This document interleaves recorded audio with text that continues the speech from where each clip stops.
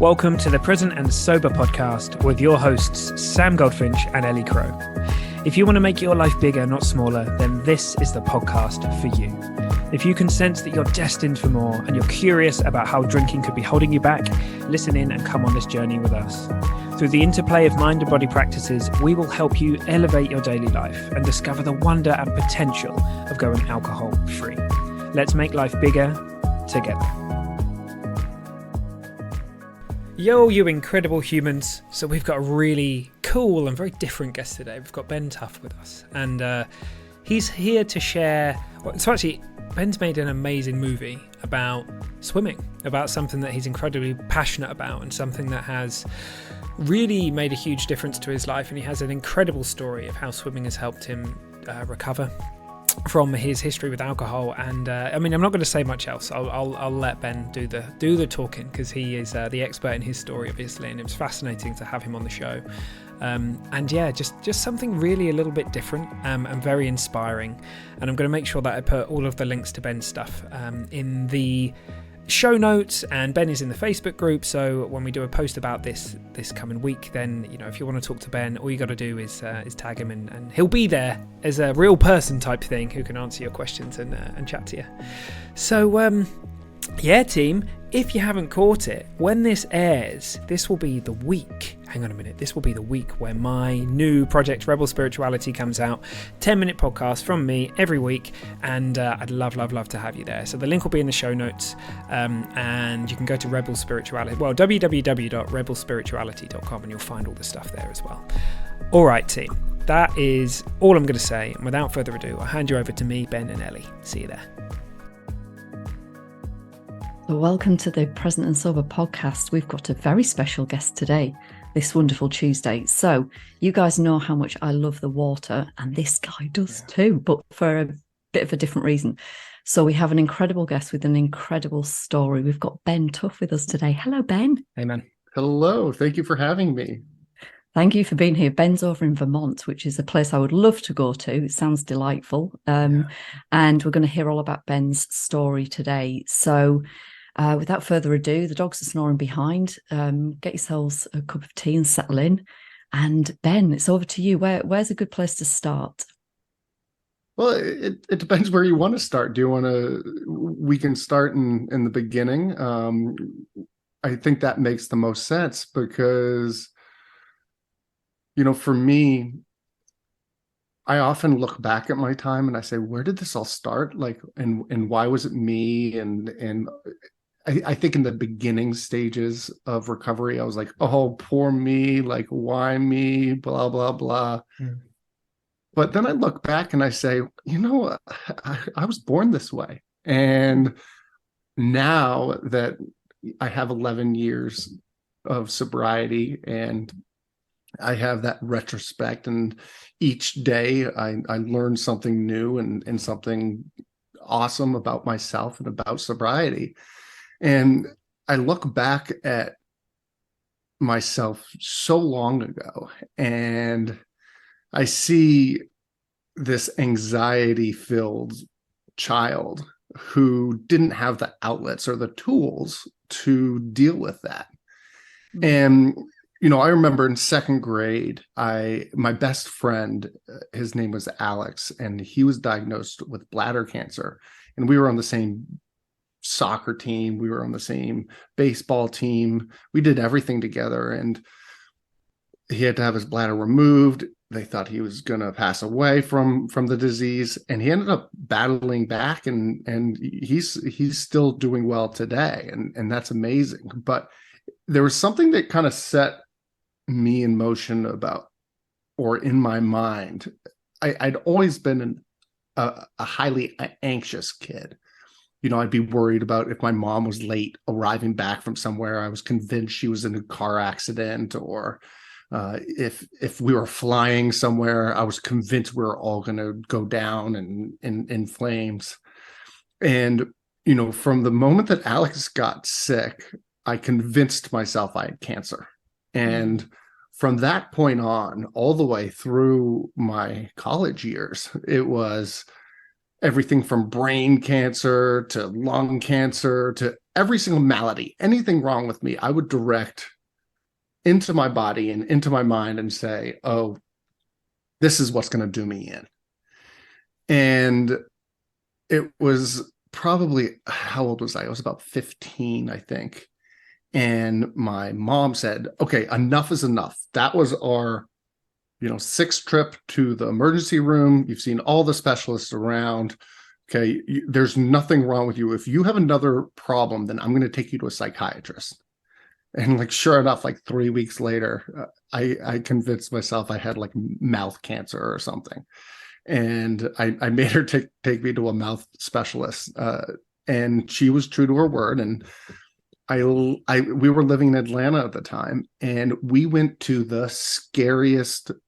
She took me in, kind of pushed me in this room, and it was like your traditional psychiatrist, like thick glasses, probably like 73 years old, smelled of peppermints, and he had like this Swedish accent, and he was like showing me those blot cards, like old school.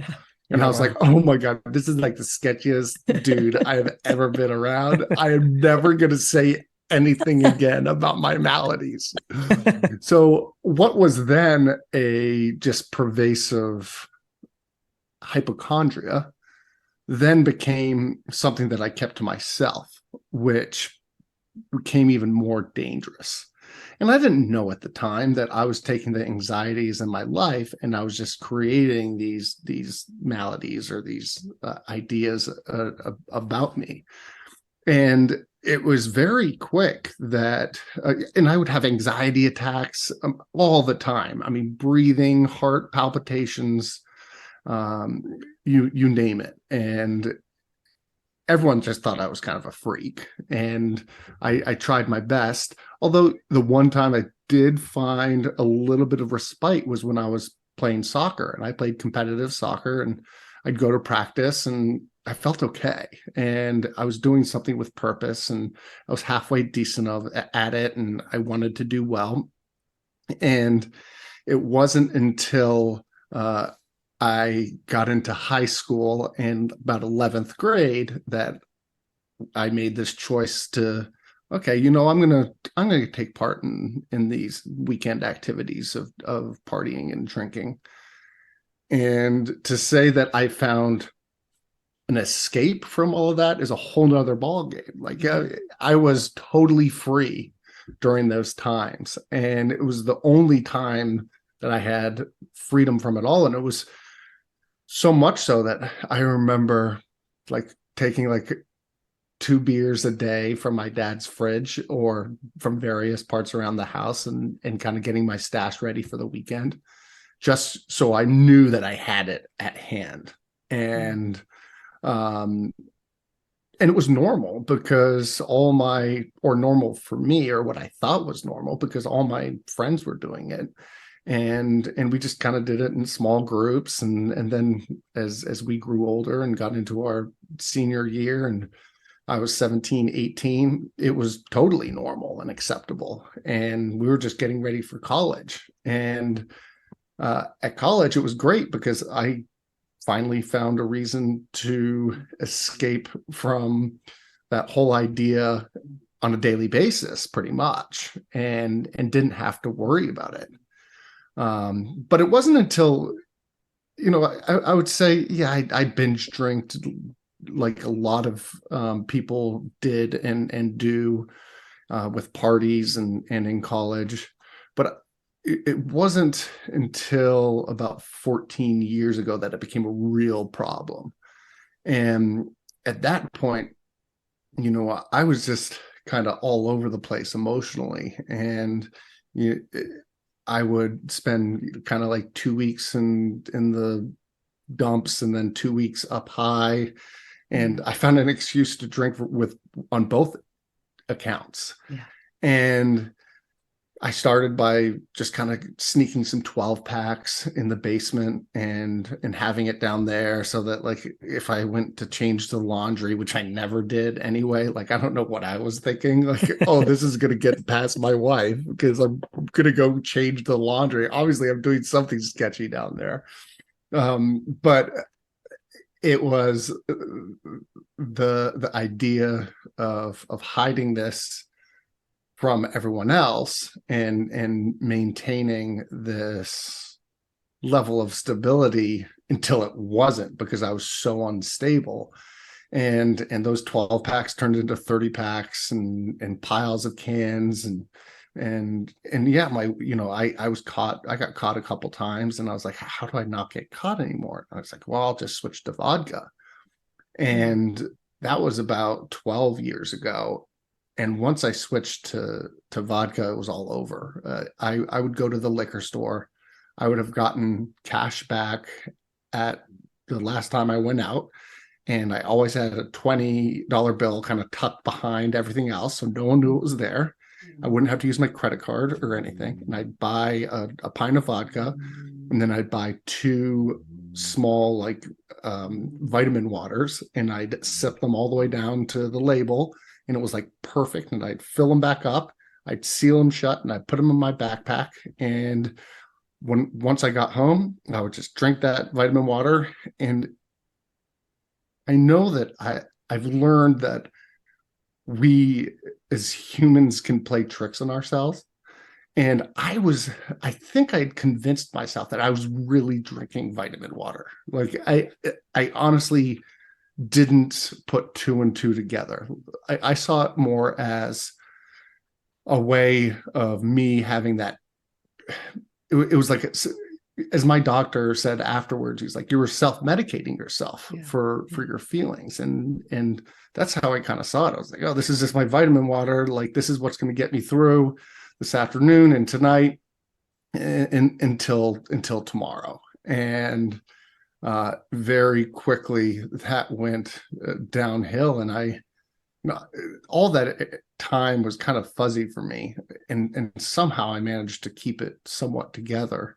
And I remember being really hungover one day, and I think it was a Saturday. And I said to my wife, I was like, I'm having a panic attack. I have to go to the ER, and I have to figure out what the hell's wrong with me. Like, there's something wrong with me.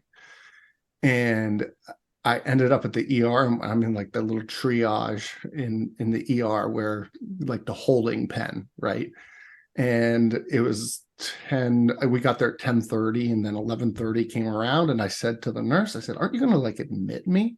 Like, what are we waiting for? And she looked at me, she said, we're waiting for your blood alcohol content to get below the legal limit so that we can admit you. And I was like that sinking feeling. And my wife was like, what? Like, what are you talking about? Like, how is that possible? We don't even really have alcohol in the house. Like, how can that be? And, she made some phone calls and came back, and she said, you're going to get help. If you don't get help, you're going to lose me. You're going to lose your kids. You're going to lose everything. And I said, I'm done. Yeah, obviously I'm going to get help. Let's go. Let's do it. I want to go. I want to go now. And unfortunately, we couldn't get to the rehab center that I was going to go to until I detoxed. So I detoxed at that hospital, which was a good thing for me because it was definitely a different group of people detoxing in there. And I got to see what life really is like when you come in. I mean, some of the guys that were in with me were coming in 3 or 4 times a month to detox. And then I went straight down to Silver Hill Hospital and spent 5 weeks down there. And it was the best thing that happened to me. And I tell everyone, I remember going into rehab. I'm like, oh, like rehab? Like you got to be like someone who's really into drugs and alcohol to go to rehab. And my wife was like, well, that's what you are. Like, you are really into drugs and alcohol. And that's why you're going there to find the tools. And, after day 2 or day 3 there, everyone hated me because I was so excited to be there. I was like that person who was like just over the top, like, this is awesome, like, let's go do this, let's have a barbecue tonight. And there wasn't like any downtime, really. We were going to like 4 meetings a day, and then all the other classes and stuff on top of it. But I was just so relieved to know that there were other people like me and who were kind of dealing with the same issues, and that it was something you can get above. Yeah. The piece that drove me crazy were these speakers. And when you have 2 speakers a day, at least, sometimes 3, and they're saying, half of you aren't going to make it, half of you, you're not going to do this unless you take this seriously. The chances of you making it through here this time, or I'm like, and I would be like, no way, I'm making it through here. Like, there's nothing getting in my way. And now I know that was probably the best message for me, because it only made me to maybe want it more. But I found out the second day in there that I had bipolar 2 disorder, and that was completely controlling my drinking and my ups and my downs, and I didn't really have the ability to stay in the middle like a normal human being. And after I kind of learned that, and I worked with my doctor, everything evened out, and I found some peace, and it was a really powerful thing for me, for sure. Yeah. Wow, goodness me. Do you know what? I'd be that person in rehab as well. Let's go and have a barbecue. Sounds awesome. And I would also react the same way to the talks. That would only fire me up more.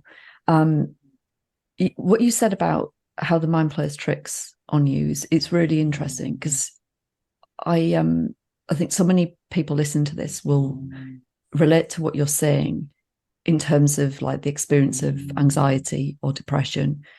We had a recurring guest on recently, Carla Adkins, and her story, the beginning part of her story is all about anxiety. And I've got my own experience with anxiety, and you just have to find a way through somehow.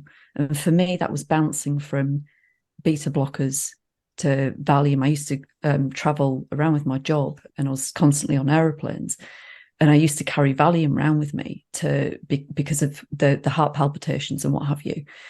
And I was terrified of, well, what happens if I don't have them? What happens if I'm without them? And then, of course, alcohol is very handy because it's everywhere, particularly when you're flying, and it's acceptable at any point in the day because you're flying from country to country. But that mind playing tricks on yourself is the normalizing of it that you described with this is my vitamin water. This is the thing that's holding me together. And it's so, like, I can see it now as so isolating, when what you really need is connection. You need that opportunity that you had with going through rehab to see that other people might not be experiencing the exact same circumstances, but in these human bodies, we're all going to experience what you described, or some iteration of the ebb and flow of human emotion. And we're all just doing the best that we can. And this is why, like, I get it, it's so upsetting to me to see when people get further down the track than they need to, because it can be so destructive and so painful. And so one of the reasons why we spend our time doing this podcast is because we want to not just normalize the conversation, but it become more of a wellness conversation and this being about opening your life up as opposed to fixing a problem. Right. And I found that I never wanted my bipolar to be an excuse for my drinking, because it isn't. The way I treated my bipolar was with alcohol, and I do the same, or I did the same with any kind of emotion that wasn't your just standard emotion, right? it was happiness, it was, grieving, it was sadness, it was kind of in my attempts to find ties to my colleagues. Oftentimes it was through alcohol. And coming out of rehab, people are like, well, how was it kind of entering back into society? And I was like, it was like being a newborn person, like a newborn kid. And I was quiet. I wasn't that outgoing self. Back in rehab, I was crazy, and I could still be, because I was surrounded by like-minded people and people who knew me and understood me. But when I came out, suddenly I was the outsider. And all those people that I used to spend time partying with and using for an excuse to drink with, they were now way outside my circle. And what I didn't realize is that I would have to start all over again and try and build that and find those people who I trust. And the biggest revelation in sobriety that I've had, I would say, is that my friend group has gone from 40 people to 4. But it's the best thing ever, because those 4 are there for me for everything.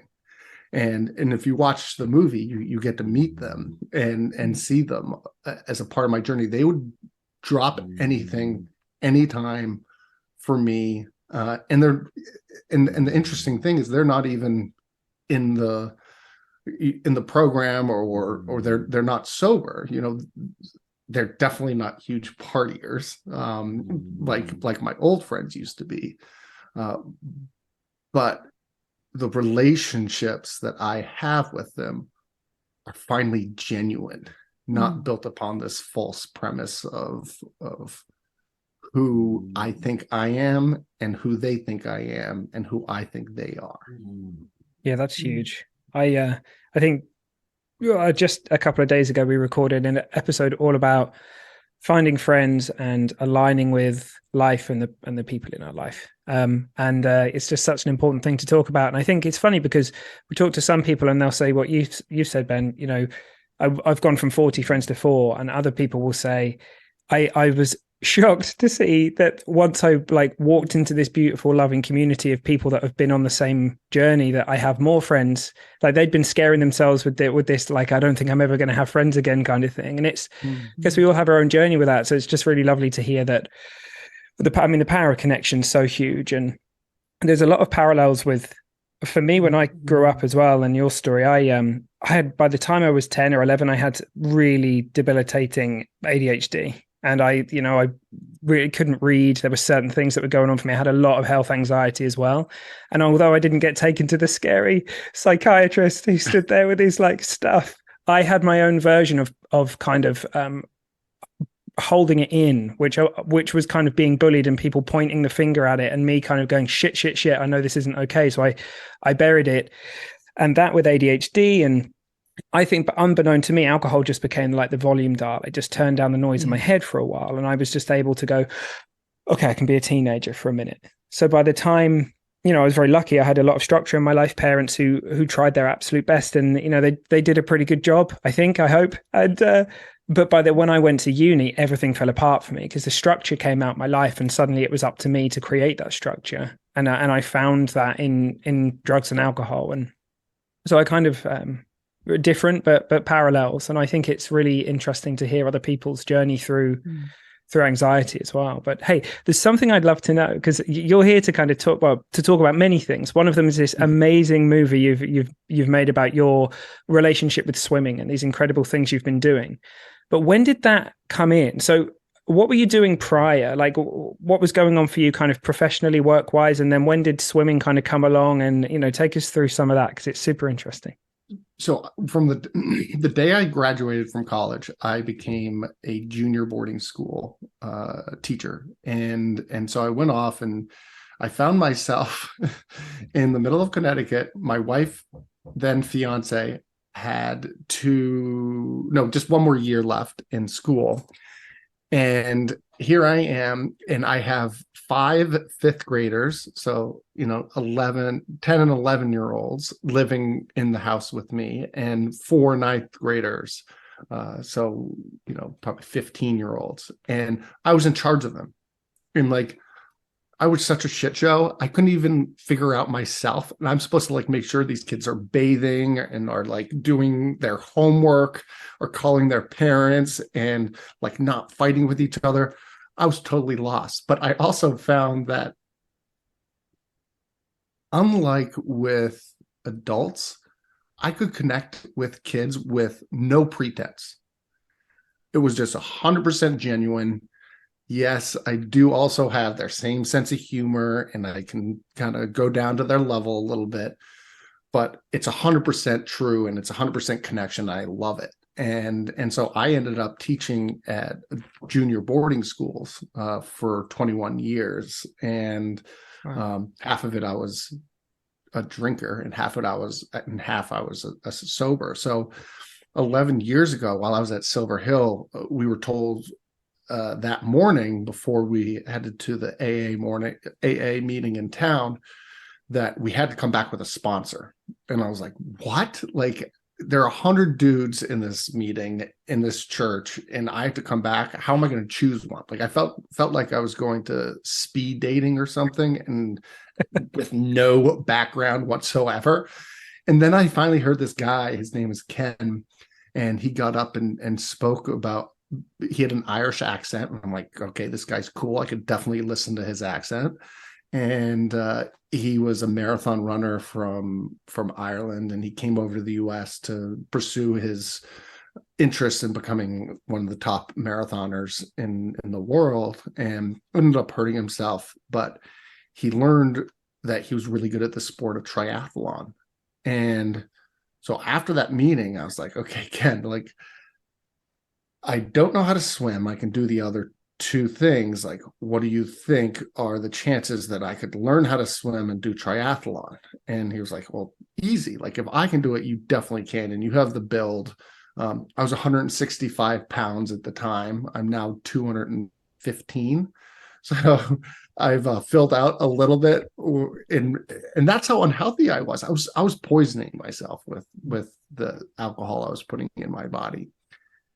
So he became my sponsor, and he and I still talk weekly. And that's, what is it, 11 years later, we meet up and go for swims, and he's doing crazy Ironman stuff, Ironman competitions. And the funny thing is that I didn't really know how to swim, and I would do like one length, and then I do one length back, and then I do one length, and I'd be done after like 8. And then after like 2 months of going every day, I was finally able to swim a half mile straight, and I started doing triathlons. And Ken taught me a great trick in that as soon as you want to do something, just go for it and sign up for it. Like in life and everything, in sport. So at the beginning of the summer, before I knew how to swim, I signed up for 3 triathlons at the end of the summer, saying, I got to get to this point. And if I have to just kind of tread water, go on my back, I'll do it. But I ended up doing pretty well and did triathlon for about 7 years. But for me, I wanted to do the sport of triathlon because it was an outlet for me in my mind. But it became something different because I became so involved in the sport and so competitive that it was getting in the way of everything.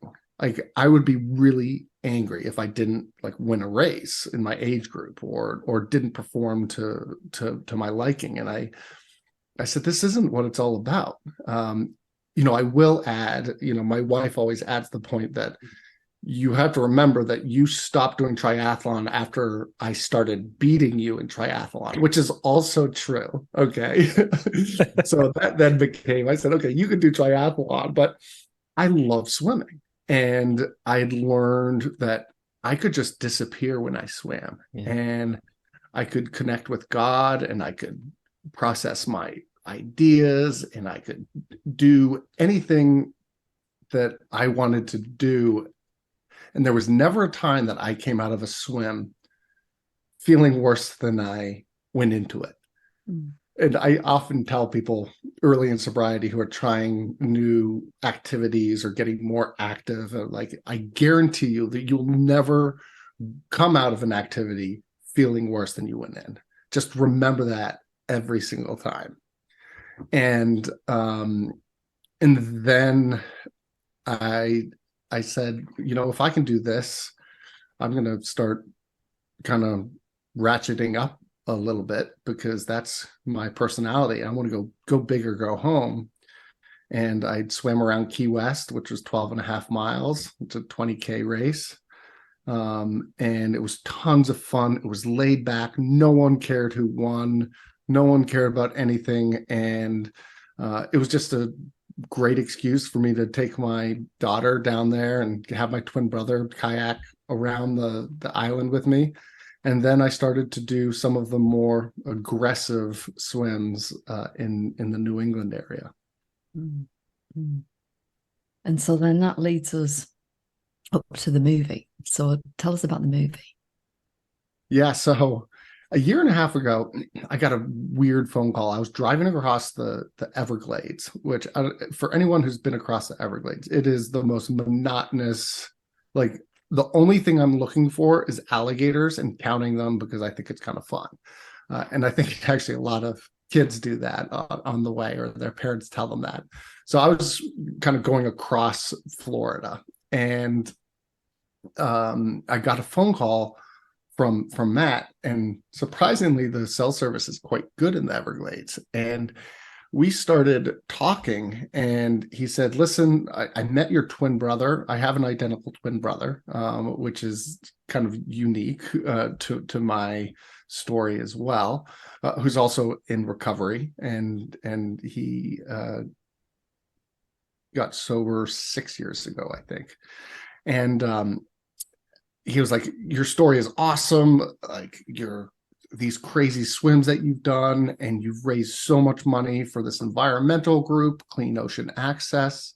Like, I think that this is worthy of a movie. And I said, oh, okay. Like, I think that'd be kind of boring, a movie about me. But he was like, okay, if you can keep that mentality, then this is going to be the best movie ever made, because that's what documentary is all about. You can't have ego. And I said, well, let me just tell you how I got here. And I told him my whole story. And, an hour and a half after our conversation, he said, okay, I went in thinking this movie was about one thing, but this movie is about something totally different. This movie is all about recovery. And you can inspire so many people to find this in their lives, or to embrace it in their lives. And that's what we're going to do. I'm going to hang up right now, and I will book tickets up to Vermont in 6 weeks' time, and we'll spend a week, and I'll just follow you around, go to the pool, get to know you, get some B-roll, and then we'll go from there. And so he knew at the time that I was going to be doing this 24-mile swim from Providence, Rhode Island, down to Jamestown, which is basically Newport, and it's all of Narragansett Bay. And no one had ever done that before, because, well, I know now why, because it's awful. But it is doable for sure. And we ended up spending another week together there, and then another week together about 2 months after the event, and it was amazing. Yeah. And well, look, not only is the event incredible, but the film is, the cinematography and everything in it is shot so well. It really inspired me when I watched it. I thought to myself, this is amazing. And I did go and have a look at Matt and like what he's up to and stuff, because it was brilliant. And I know that you're currently in the process of like sending it out to people and getting it into some film festivals and stuff like that. So what's the thing that you would most love people to take from that film when they watch it? Like what would you want them to be left with? So number one is to have the ability to do the impossible. I couldn't swim 11 years ago, and now I'm swimming 24 miles. I'm not built for it. I have a torn labrum in my left shoulder. I'm not a great swimmer. Like, I'm a good swimmer, but like if you look at my form and everything, I'm not a great swimmer. But I don't really care, because it's all about what you are trying to get out of what goals you create for yourself. In order to get through these goals, I have to have accountability. And in order to get through my daily life, I have to have accountability. And they both mirror each other and complement each other. And that's why I raise money for something I believe in, like Clean Ocean Access, because I know when I'm out there in the water, I have 450, 460 people who have given thousands of dollars or $5 to this cause that I am swimming for. And the third thing is support network. Like, our support network is more important than anything, period. And unless we build a really solid support system, we will never have those people who we know that we can depend on at any time, at any moment, at the just call of our, just one call away. So like with the guys in with David and Jake, who are in the film. David is my coach, and Jake is my paddleboarder, who equally is amazing, paddleboards 24 miles next to me, giving me food and all that. And I said, okay, we're going to have a showing in Atlanta. Do you want to go? They had their tickets booked within an hour, and they both have very busy lives and could be doing a lot of other things, but they're there for me as I would be there for them. And I would say, the last piece is sobriety is not boring. Like, I thought that I'd be so bored in sobriety, but now I've learned that it's actually people who are imbibing and drinking all the time. They're the bored ones, because they're the ones who are trying to numb their feelings and trying to, and I'm not judging here, I'm just saying it how I feel. But you're driven to drink for a reason.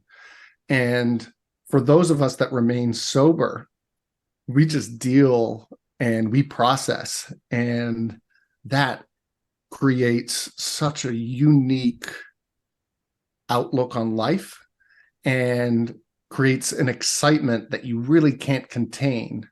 And instead of kind of, in the beginning, I kind of held my head down, like, oh, I can't hang out with these guys, they're all drinking, or like, I don't have any friends. Screw it. Like, who cares? You can have your own fun and do crazy things, because there's no way that I would be able to do anything that I'm doing right now if I was drinking. Yeah, 100%. The emotional sobriety bit is so important. Somebody asked me yesterday, they'd heard on a podcast somewhere somebody talking about sobriety being evening yourself out effectively, so losing the highs and the lows. And they said, oh, is that what happens? So when I'm a year down the line, can I expect that? And I said, I'm not, like, I think I'm going to respectfully disagree with that, because when you, as you say, when you choose this life where you're not numbing, you're opening yourself up to everything, the depth and breadth of human emotion, and it's going to flow, and it's going to come at you, and you like a wave, you've got to ride it. And the wonderful thing is that life becomes so rich and so expansive, not just because of what we would consider the highs or the positive elements of it, but also those deep lows.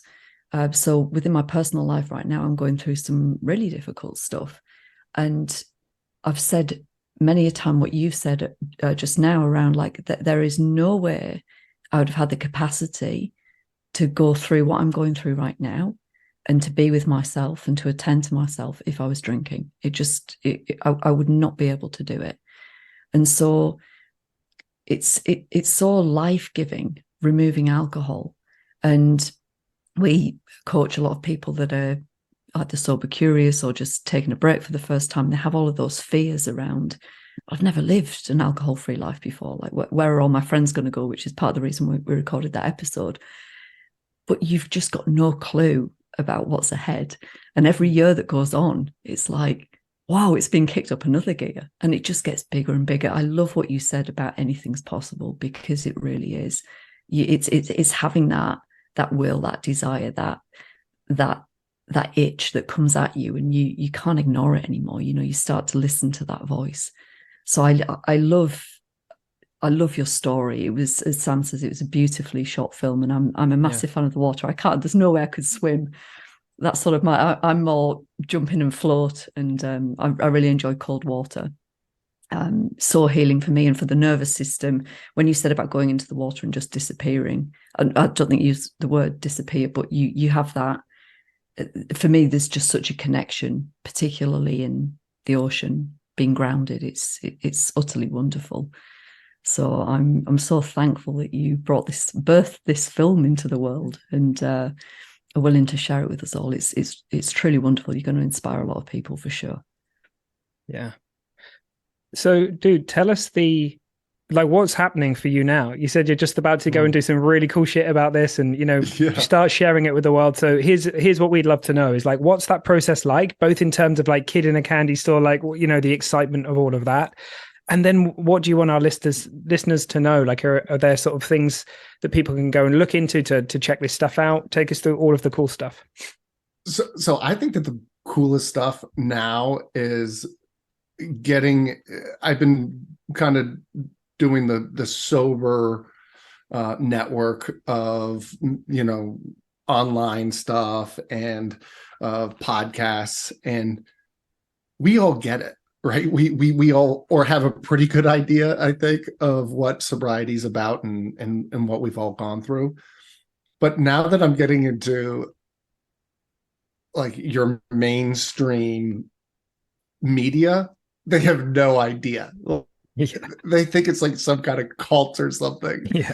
And it's so much fun opening their eyes to, number one, how crazy I am, but in a positive way, because I want to make sobriety cool, right? And I think a lot has been done over the last 5 years to make it cool, but it's still not cool with our kids.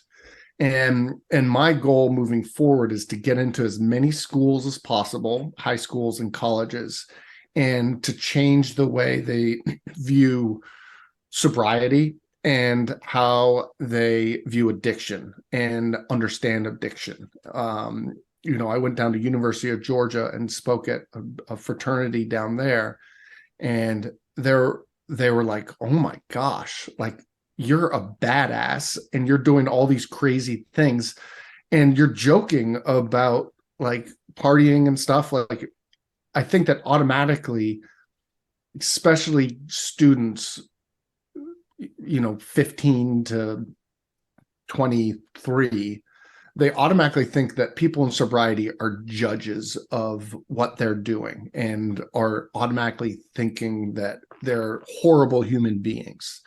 And once they realize that I'm just talking about myself and my journey, and teaching them how to recognize it either in themselves, the patterns and the warning signs in themselves, in their good friends or their family members, they're like, holy cow, like, this guy's awesome. Like, and I'm going to put it away.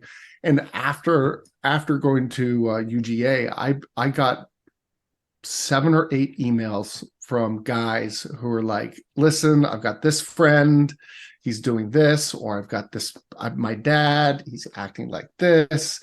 How do I do this? How do I suggest it? And I was like, this is amazing, because when I go out, if I just change one person's mind, then it's worth the trip.